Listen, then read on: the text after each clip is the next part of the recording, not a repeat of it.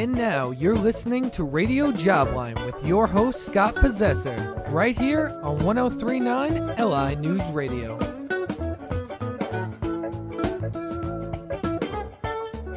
Thank you very much. That was AJ Grell, an up-and-coming broadcaster. That's how he bills himself on LinkedIn. Thank you very much, AJ, for that introduction. Welcome, everybody. We are live for you here every Saturday from 2 to 3 p.m. And the reason that we're live is because we want to talk to you.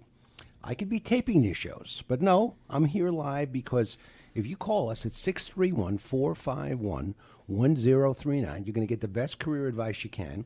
We've got two brilliant guests today. Well, not three, actually.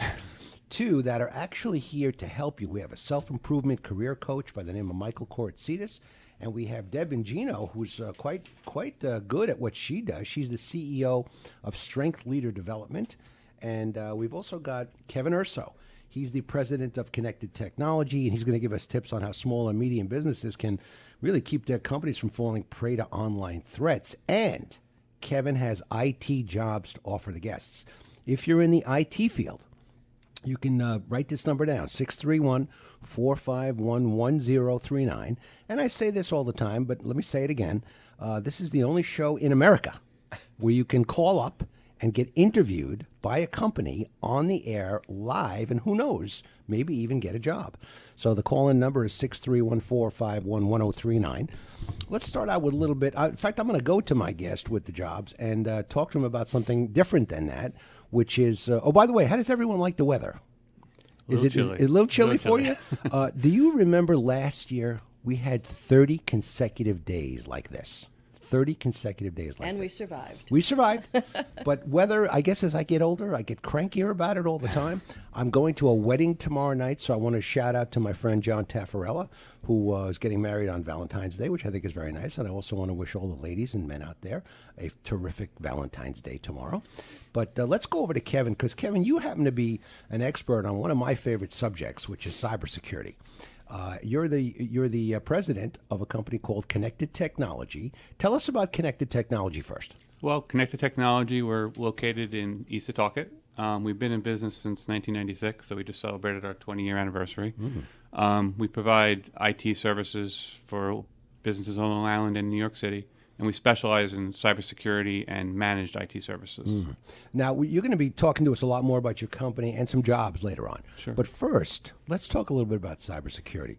I work for a company, a CA company called Internet. Brilliant. Called, what was the name of that company? It was their Internet Security Division. Okay. Total Defense was the name of the company. And I worked for them, and I saw the millions of viruses that are released every day. We saw, you could actually see them. We'd have a briefing every morning on the ones that were new. But then there's all the spam that's just so irritating. You know, if I get one more spam about Russian women, I don't know what I'm going to do with myself. Right. I mean, is there any way to stop it? Yeah, they actually say 86% of the mail that you get is spam. There are ways to filter and stop it, but what a small to medium business really needs to understand is that the threat landscape has really changed. They're really starting to targeting small companies. They're going after, in the past it was to disrupt you. You slow down your computer, slow down your network. Mm-hmm. Now they're really going after your bank account, your client information, or they're trying to use you as a stepping stone to get to a bigger company like Target. All right, let's create a scenario that explains how the spam connects to targeting your bank account. So if you get a thing for HARP, the home improvement, the whatever, it's just a piece of spam. Right. But you click on it, and then what happens? Yeah, so first of all, that email that you're getting now, it looks really, really good. So it looks like it's coming from someone you know. Right. You click on that email, it may install something on your computer, and it just sits and waits. Mm-hmm. You don't even know it's there. And then the hacker is waiting for the perfect opportunity where you're maybe going into your bank account or you're connecting to your client, and that's when they strike. So they have maybe a little key sensor where they know when you're typing a whole series of numbers. Yeah. Maybe those are very relevant numbers to your bank account. Yeah, they're very sophisticated. They're very patient. And honestly, these people are brilliant recruited people. It's run like a business now. Yeah, and we were saying before we started, $34 million just from ransomware last year. Ransomware. Wow. Yeah. Unbelievable. It's a growth industry. Right? It is. All right. So Kevin, we're going to come back to the jobs, but let's talk a little bit about helping some people. Now, we get a lot of job hunters that listen to this show, obviously, and we post it with the Department of Labor. And if you're a job hunter, you've probably heard of this radio show. And everyone says, well, the economy is so much better and the unemployment rate is so much lower. And don't try to tell an unemployed person on Long Island how great the job market is, because they'll slap you. And it's a very emotional and dramatic time of their lives, very sad. And but we had a guy call up one time, Michael, that he had sent out 1,800 resumes. And right away, something's wrong with that picture. And I said, well, why are you getting? He says, I think it's my age. I said, yes, but how would they know how old you are? He said, because my age is on the resume. I said, how old are you? Ouch. And he was 59. So I said, now, that's not old, but you just don't put it on your resume. If they can figure it out from your college graduation date or some other, that's fine. But you don't help them. So he took it off and he called us the next week, and he was getting interviews. So we can solve a lot of problems. And if you have a job hunting problem out there or an issue, you can call us at 631-451-1039. Michael, start me off here. How do we get employment? What's your routine? Well, first of all, I'm a self-improvement career coach, motivational speaker. And how do we get jobs? First of all, I think the resume is really important. Mm-hmm. There are certain do's and don'ts. And one you mentioned, you never put your age, whether 18 or 58, you don't put your age. I think you have to know what kind of job you're looking for and if you're qualified for that position. A lot of people are sending out resumes they're not even qualified to do, and then they get frustrated when they don't get any responses. So the resume is a key. It opens up the door. It doesn't get you the job. Okay. And what are the mistakes that people make? Now, I used to work at DeVry University, and I used to edit all the resumes for the kids. I was the director of career services, and the best resume I ever edited that had least number of mistakes was 38. True story. That's shocking. True story. So people have to get their resumes edited. They got to get them proofread. They got to get them, properly grammared. I think they don't really understand how serious and how important a resume is. And you should have, not only when you finish, you should edit it several times before it's even ready to go, and then have someone else look at it with fresh eyes so they can see, where it may need improvement or not. I mean, people put on their zip codes. People put on, and a lot of people put on references as requested. You don't even need to use that line. A lot of people just put it in there just to fill. It's a filler. You don't need that. They put a lot of addresses. They put the year they graduated from school. You should really never put the year you graduated from school unless it's recent or you're about to graduate. Or it makes you look like you're the right age. If it benefits a person to put the date in, then you put it in. Well, I'm sorry. They say never put a number in there unless it sells you. Right. And if it doesn't sell you, don't put it in there. Right. But if it sells you that you're 31, then sometimes I would advise people to put it in. So it depends. But that's a good tip. All right. And then what do you mean by activity and search list? How are you going about your job search?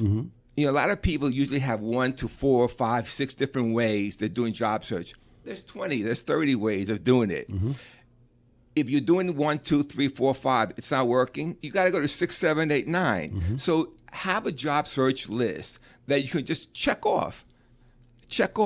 And whatever works for you, keep it. Whatever doesn't work, don't. But that list it's a go-to list. So if something's not working, well, go down your list, whether it's 10, 15, 20. And there are different ways to go about it. So how many ways are you going about finding a job? If you're just using the internet, if you're just using, your neighbor, there's 20 other ways of doing it. Are you doing those things? And if you're not, maybe that you're limiting your possibility of getting employment. One of the some of the hot words that are on resumes are collaborative and leadership. And we have with us in the studio a person who's an absolute expert on the subject of leadership. She's going to talk to us about how to lead with our strengths and how to even know what our strengths are. Sometimes people don't even know Deb and Gino. Let me tell you a little bit about Deb. She's the CEO of Strength Leader Development, a highly sought-after executive mentor, consultant, and speaker worldwide. Deb is well-versed in business operations and helping you discover and maximize your strengths so you can achieve better results. Tell us a little bit about how to find your strengths. Oh, Scott, first of all, I'm thrilled that we're talking about strengths because it is one of the most important subjects to me ever. See, strength, there's a difference between strength and a talent. So talent is something that we're pretty good at. We have a naturally recurring pattern of things that we do well. But a strength is something that we can do nearly perfectly. So can I use an example real Sure. quick? So when we drove here today, when we got in our car, we didn't have to think, well, I'm going to press on that gas pedal at a 45-degree angle. Then I'm going to loosen it up a little bit as I make the turn, right? We're just jump in the car, we turn the key on, and we go because we have a strength that we've cultivated, right? Some strengths are natural, some are cultivated. And that allows us to focus on where we're going rather than the mechanics of how we're doing it.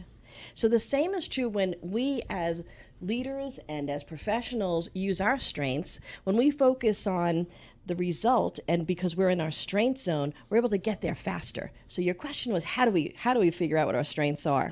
So there's a couple of different ways. One way I would share with folks is take a look back at things you have done remarkably well. So these are things that you just knocked it out of the park and you really enjoyed it. So if it's something you can do, but you really didn't like it, drop it from the list. But if it's something you really enjoyed and you really performed very well in it, then put that on your list. And now write out a little paragraph about that example. What was that project? Maybe you were the line leader in kindergarten like I was at St. Brendan School in the Bronx. Or maybe your poem was published in the college newspaper. Or maybe it was a project on a job that you had where you really had a great result and loved doing it. So as you write it out, start to write out who and what you served, what you exactly did, what were your contributions, and then take a look back and circle those verbs. Did you create? Did you analyze? Did you direct? Did you influence? Were you speaking?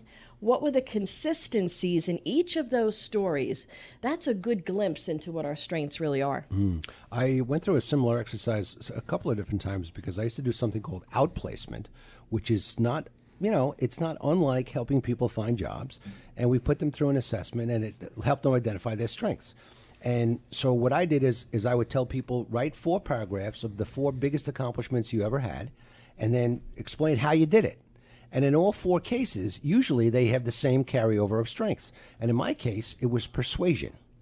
Now, this is going back all the way to when I was 16 years old, that I somehow had a little bit more ability to persuade people than I did as an adult.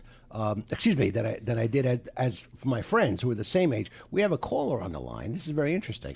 We have Artie from Quorum. Artie, can you hear me? Artie? Do I have to do anything? Artie? Yes. Artie, how are you? Good. How are you? All right. How can we help you today? I have a question about young people. I mean, I know a lot of good, well-educated young people, and they graduate college, and they can't get jobs in Long Island at all. I mean, it's just really, really tough. And I would like to know if the people in Suffolk changed the leadership, and you talk about leadership, and elected different people to office and tried to make some changes politically, would that help the job market? And also a man like Donald Trump running for president, being a businessman and everything, would that help the job market instead of elected our usual politicians that promise everything and do nothing, and the kids suffer? Well, Artie, I appreciate your question very much. It's a very interesting question. I have no idea what the impact of Donald Trump is going to be. That is going to be something we all have to experience for a first time. But as far as the elected politicians, to be very frank with you, Artie, I don't believe they can do much for the job market. The job market is it's really a business thing. It's not a political thing. It's a cycle. The job market goes up, it goes down. Look at the stock market. It goes up, it goes down. Everything goes up and goes down. So, there are bad times and good times. Would replacing leadership in the political system of Long Island improve the job market? I just don't see how that would happen. But, you never know. If we had, I've always said, Artie, that we should have a czar, a business jobs czar on Long Island. Somebody that is completely responsible for linking the job market to the talent pool. and goes to all the colleges and says, okay, no, you shouldn't be teaching them this. You should be teaching them this because this is what they need out there. But there isn't one person that does that. So let me tell you something, Marty. I would vote for the candidate that wanted to elect somebody that would link the talent pool with the job market. Well, I agree with you there, except I hear people complaining about our politicians, and then they keep re-electing the same people and re-electing the same people and re-electing the same people, and the same thing goes on. It just gets worse. Well, again, I'm not sure that the direct impact. I know a lot of politicians use job fairs and so on to express to the people that they know that they're going to, at least they're doing something about it. But as far as I'm concerned, the politicians don't necessarily link it. It's us, Artie. We have to connect with our kids. We have to teach our kids where the action is, where the jobs are. It's up to us as parents, and it's up to the school's got to do what it's got to do. Parents have to do what they have to do. I wish there was more I could help you with, Artie. We're going to let you go. All right, thanks so much, Artie, for calling. We don't get enough callers, and join us. We're at 631-451-1039. Let's go back to Deb. Deb, what do you think about what Artie was talking about? You know, it's interesting. What Artie was sharing was, having a degree is great, but having the degree to which we use our strengths in our own sweet spot is best. Who is it? Roger Federer, the great tennis pro. He was being interviewed once, and he had just won a tournament, but man, was it a tough match. And the interviewer said to him, Roger, you did pretty good. You won, but man, your weaknesses were showing up in that game. And he said, what do you do to work on your weaknesses? And Federer really nailed it. He said, listen, I don't work on my weaknesses. I work on my strengths. Because if I worked on my weaknesses, I wouldn't be dangerous anymore. I'd be a very well-rounded player, but not dangerous. So what I would encourage Artie from Quorum is to help his son to really have a better view on what his real strengths are. The degree's great. But look at where your real sweet spot is and see what types of jobs and businesses today can utilize that, even if it's in a small way, and just get out there and be willing to take a chance on yourself. Bet on yourself now while you're young. Yeah. You have a chance to do. And then thirdly, I would also say, connect with somebody like Michael here. Right? Someone who can help to mentor you through the process of getting into your career pathing. Right. We could have dove, Michael, into what Artie's son was doing, but there wasn't time for that. But what do you think of what he asked about the political nature? Look, there'll always be something why you can't get a job. And you can make a list and make a big list as long as you want. And at the bottom of that list, I'm going to ask you to write 2 words. And those 2 words are, now what? Now what? It's a politician. It's your age. It's your school. And so forth and so on. Well, what are you going to do about it? And that's the key. And that's where a career coach may be helpful, or a strength coach may be helpful to do that. The question goes back to, what are you doing? And what needs to change if what you're doing isn't working? Like, the definition of insanity is doing the same thing over and over again, right? And expect different results. If you're not getting the results you want, you need to change the course, change your plan. And that's what I recommend. It's not about the politician. It's about you. It always goes back, look in the mirror. That's where the answer is. All right. Speaking of moms and dads, Artie, if you're still listening to us, if your son is involved with information technology at all, we have a company right in the studio that'll interview him right now, maybe give him a job right now, Artie. So you don't have to be upset about the political climate of Long Island. You're listening to Radio Jobline with Scott Possessor. We're here for you every Saturday afternoon from 2 to 3 p.m. And our job is to help you find a job. If you want to talk to us, we're at 631-451-1039. And if you want to have an idea for a show, Scott at linewsradio.com. We'll be right back.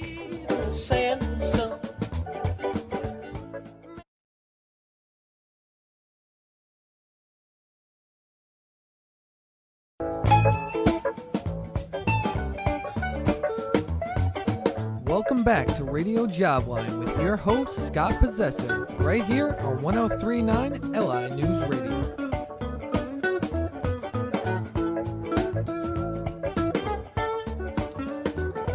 AJ, that was even better than the first one.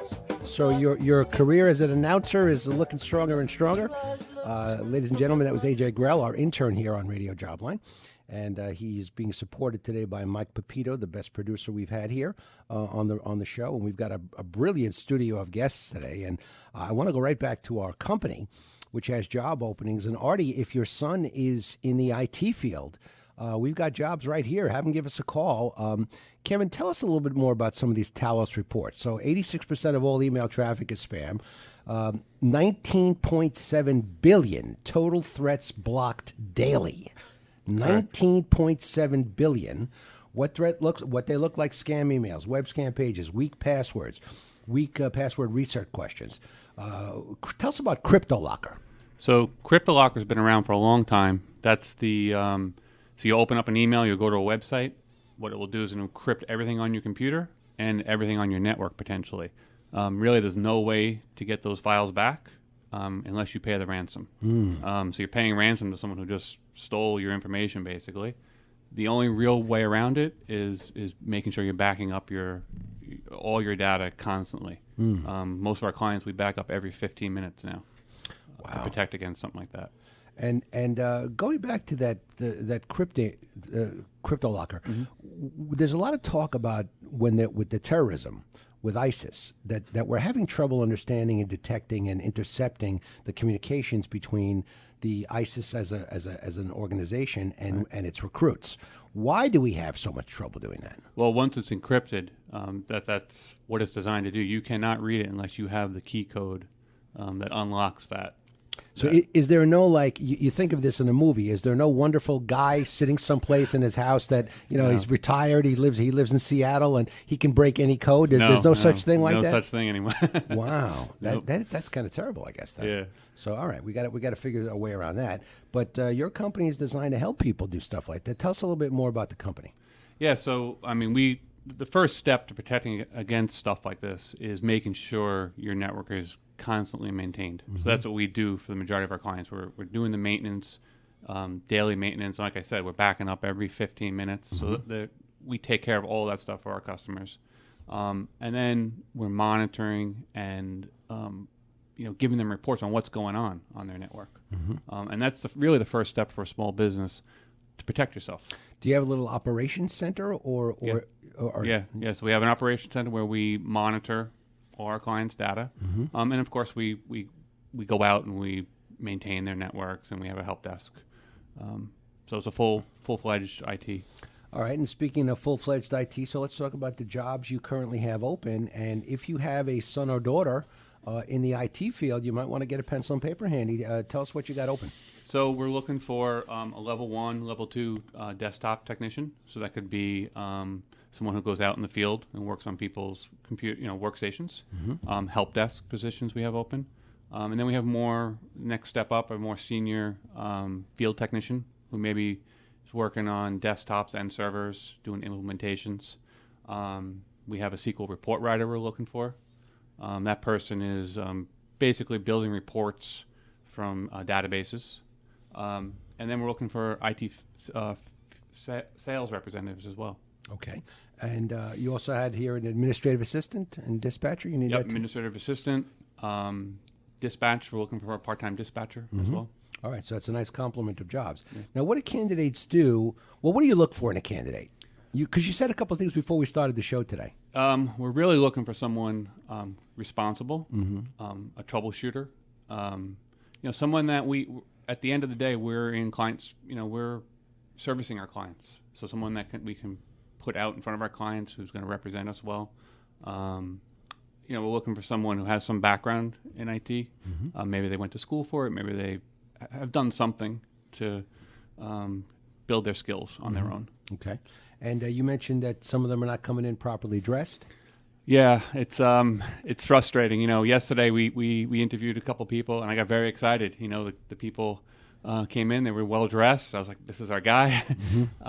Unfortunately, that person didn't have the skill set. But it's funny that 9 out of 10 people are not coming dressed or not coming prepared. Now, this is because I know IT is a little bit casual. I mean, a lot casual. But do you think that's the reason, or are they just being careless? I think they're somewhat being careless. They're maybe they think they have the position already. They're not prepared. Is what we're seeing. There's a certain arrogance on the part of some candidates that have a very, very valuable skill. Yes. And I don't know if a SQL report writer would fit into that, but let's say you're a dynamite SQL report writer. You might have a pretty easy time of getting a job. You might even be able to get a job in other states or even other worlds, other countries. So sometimes I find, well, I only want to work hourly. I get $200 an hour. And if you do the math, I mean, these people are making $300,000 a year, and then the rest of us poor slobs are making a whole lot less than that, and we can't work in anywhere we want, and so there's to me it's two different types. You have all these great people that can do anything they want. They've gone into the right area. And then you have all these other people that can't seem to find a job. Right. So it's so difficult. And I think the entry level, help desk is a great way to start. Yeah, especially if you're coming out of school. It's a great place to really get your hands on a lot of the different aspects of the technology field. Most companies, you'll become a help desk person where you just do one thing. With us, you're really you can touch a lot of different equipment and really learn a lot of different aspects. Excellent. Okay. Now, how do candidates apply? We have a careers page on our website, so www.connectedtechnology.com. And we also have an email address, careers@connectedtechnology.com. Let's slow it down. It's careers at Technology? ConnectedTechnology.com. That's what it sounded like. Connected Technology. Right. Okay, and the website was? www.connectedtechnology.com. Okay, very, very good. So if you're interested in any of those 4 or 5 jobs we just mentioned, you can call up and speak directly to Kevin right now if you have the nerve, or you can apply on his website, and it's a nice-sized company, 15 people you had said, so it's growing, doing well, financially healthy. It sounds like a great place to work. Yes. So best of luck with that recruitment. And let's take it over to our 2 experts and say, all right, now how do we get those jobs? So Deb, can you link for us your strengths to the job hunting process? Yeah, for sure. With strengths, it's really all about being able to lead with what we do best, because our credentials will only get us so far. So even if somebody is amazing at SQL programming or language, the fact of the matter is there's a lot more to it than just the competency. It's showing up to the interview, and like you were talking about, being dressed right, right? It's showing up and having a personal level of leadership that you're somebody that's reliable. You're somebody that exceeds expectations. You're somebody that's focused on results. You're focused more on the goal than your role. You want to see how you can make a meaningful contribution to the organization. That's a key strength, and unfortunately, a lot of students are coming out of schools today, they don't have that. For whatever reason, it's just something that hasn't been cultivated within them. So I would just encourage people. My mentor is John Maxwell, a leadership expert for, ages now. And one of the things that John talks about is that for us to become a real success, there are 4 things we need to really focus in on. And I would just encourage young people, first of all, it's about really being great at connecting to other people. So seeing who you're going to need to work with and how can you be amazing at serving them, because they're your internal customers. Then it's about equipping yourself to grow. It's about learning other ways that you can grow, not just in your area of expertise from a technical side, but also how do you grow to be a better teammate? How do you grow to become a better server? How do you grow to be somebody who can think in a bigger way and really up-level your thinking? The third piece out of the 4 is attitude. So how do I take my attitude and make it as such that people want to work with me? They think I'm a cool person. They think I'm an amazing gift to the team that I'm working on. And the 4th piece is that level of leadership. So equip yourself, read great books. One book I would highly recommend, especially to young folks if you're just starting out in your career, is The 5 Levels of Leadership by my friend John Maxwell. It is a fantastic book, and it's a real easy read, and it will help you to get a great perspective on how can you really aspire to not just become a leader of other people, but frankly, first we have to be able to lead ourselves really well. Very, very well, very, very well done. And I'd like to throw it over to you, Michael, and take it a little bit further for us now. Now, did you notice that she was talking about leading with your strengths? As career consultants and people like us, we're always telling people the same thing. Go with what you're good at. Go with a hot hand, and now take it down to the career homepage. How do you do what Debbie is asking us to do? I think sometimes the schools are doing a disservice for our graduates. The word that comes into mind is entitlement. They come out with a degree, and they feel from wherever they're getting the information from, that they can walk into the penthouse instead of the basement and work their way up towards the penthouse. So they go in there almost cocky, and not confident is okay. Cocky is not. I have a lot of clients who have a degree, but they're not working, and they're finding it a challenge.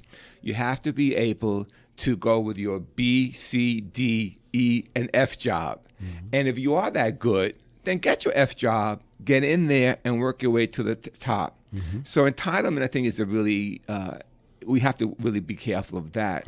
I think also the schools are sometimes doing disservice to the graduates because they don't really have like a mandatory job readiness program. So when you're ready to college, when you're ready to graduate, you go into this week program where they teach you job readiness. Part of what I do is I'm not going to teach you how to do maintenance. I'm not going to teach you how to do computers. I'm not going to teach you that skill. I will teach you if there's one opening and there's 500 applicants, how do you distinguish yourself from those other 500? What strengths do you possess that distinguishes you from everyone else to be able to close the deal, as they say? Something from me, Michael, good job, is that I believe that when you go on a job interview, that the company has a certain expectation of what you know. And if you know what they expect you to know, then you're a candidate. You're a candidate. Not good enough for me. What I tell candidates is know more than they expect you to know. If you walk into an interview and you actually know more about what it is that they do or what it is you would be doing for them to help them accomplish their goals, then you're going to get the job. Why wouldn't you get the job? If I'm going to pick up 5 candidates, I'm going to pick the one that knew the most about how he could help me and also had the skills to back it up. So knowledge, I think, is becoming such a supreme being in the world of finding a job.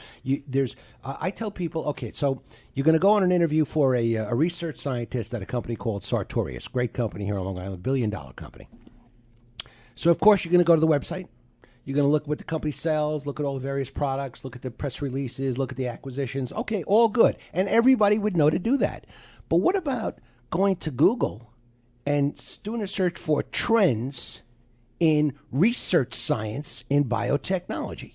Now, how many citations do you think you're going to get if you type that in? Go ahead. Can one of you guys type that in? It's probably 1 million citations, and it'll be one PDF after another about one great thing that you didn't know that you could bring directly to that interview. So that's my if there's a hobby horse that I'm sitting on today, it's knowledge. I believe that you got to have superior knowledge. Do more than is expected. That's right. Come with something different than the rest of the other 500 people that are applying for the same job. Research.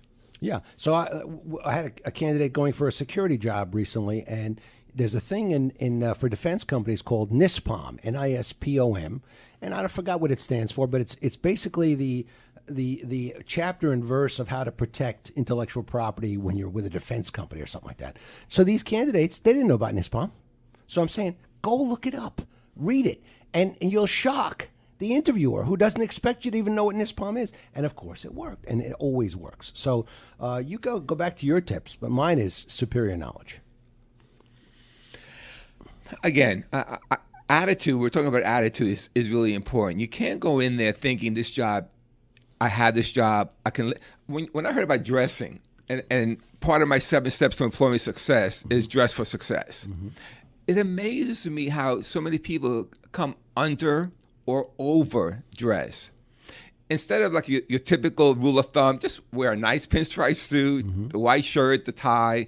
Better to be dressed that way than going in there and then being either under or over. So dress for success is really important because it shows the interviewer first impressions. And most of us don't make good first impressions. So dress for success is important. Your resume's got to be really important.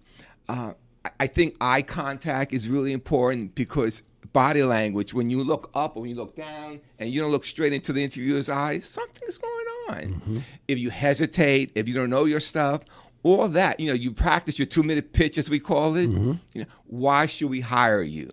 And that's really important when they come to you, is when you ask, well, why should we hire you? And most people don't even know how to answer that question in the way that you want to hear it, right? Sure. And then, you know what?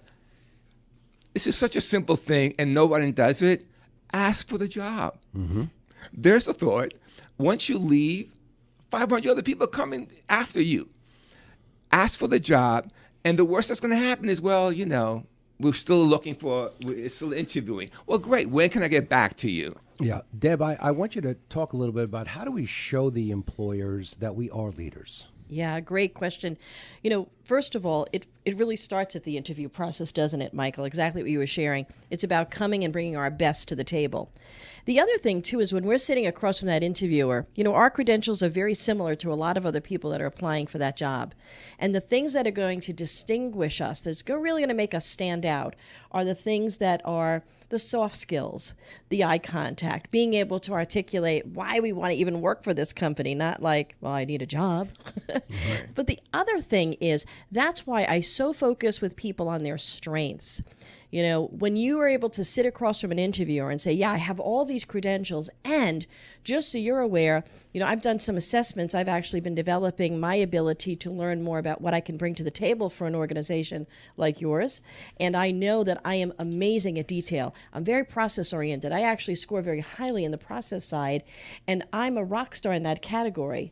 I'm also great at being able to relate to other people, or, hey, I'm amazing at directing projects. So learning what your real core values, strengths are, is a great way to lead yourself through that interview.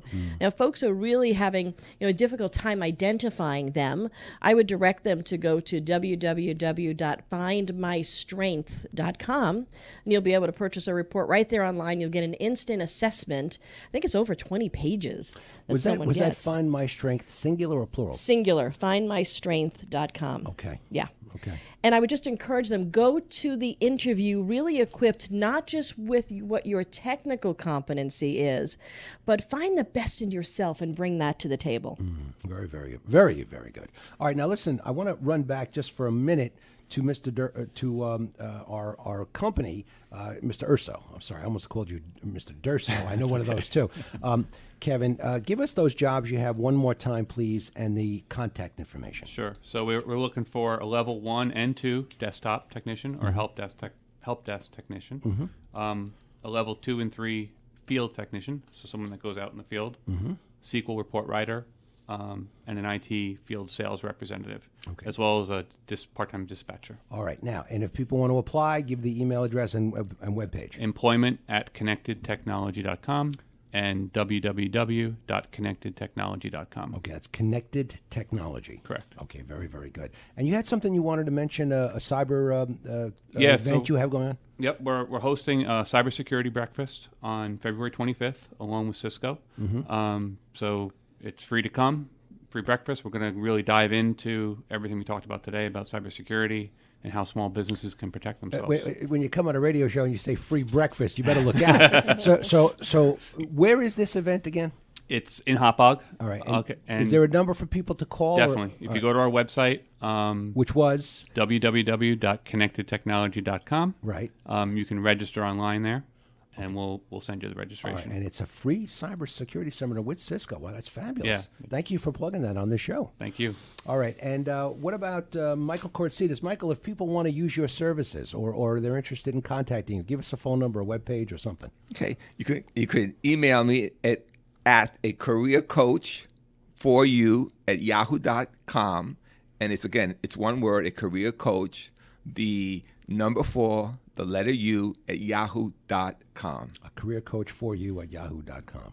Okay, and you will reach Michael Kortsidis, who was wonderful on the program today. And Deb, what if people want to find out about their leadership strengths? So they can connect with me. My website is strengthleader.com.